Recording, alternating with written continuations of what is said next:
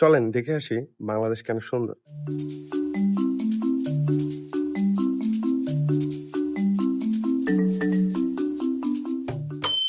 এখানে আসার কথা আমাদের 1 ঘন্টা আগে। আমরা 1 ঘন্টা পরে আসার কারণে এখানে মাছ ধরার যে অংশটুকু এটা মিস করে যাই। কারণ গতদিন আমাদের সাথে পারভেজ ভাইয়ের যখন দেখা হয় তখন ওনার সাথে তেমন একটা পরিচয় ছিল না। আমরা এখানে এসেছিলাম একটা ভিডিও করতে, সেই সূত্রেই ওনার সাথে পরিচয়।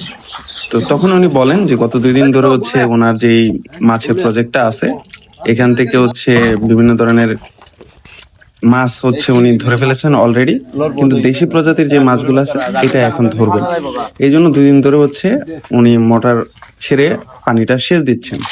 তো এর আগে আমাদের যখন কথা হচ্ছিল তখন একটা গান ওনারা গান, তো সেই সূত্রে ধরে এখানে আসা। ওনাদের সাথে তেমন একটা পরিচয় কিছুই ছিল না। তো আজকে কথা ছিল যে উনি গান মানে ওনাদের মধ্যে একজন এই সাদা ভাইটা গান গাবেন, কিন্তু দেখা গেছে ওনার যে চেহারার অবস্থা মানে সারাদিন রাত না ঘুমায় এই কাজটা করতেছিলেন ওনারা পুকুর সেচ, যার কারণে এই সাহস তো আর করাই যায় না যে গান গাওয়ার রিকোয়েস্টটা।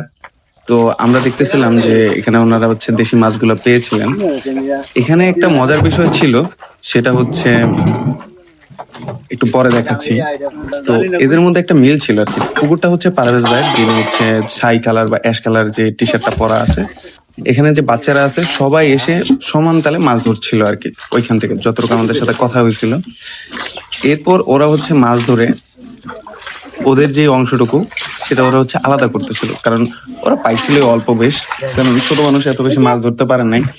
তো এখানে সবাই পারভেজ ভাই হচ্ছে মাছগুলো ভাগ করে দেওয়ার আগে এটা হচ্ছে পরিষ্কার করছিলেন আর কি। তো এখানে যেটা ছিল যে গ্রামের মধ্যে সবাই একসাথে মিলে মাছ ধরবে, এই যে গ্রামের নিচের সৌন্দর্য, এটা ভাষায় প্রকাশ করার মতো না। এটা মানে সবকিছুর ঊর্ধ্বে বলা যায়।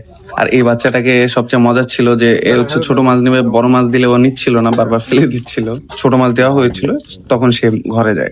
এখানে যে সৌন্দর্য সেটা হচ্ছে গ্রামীণ বন্ডিং। আজ এ পর্যন্তই, দেখা হবে অন্য কোনো পর্বে।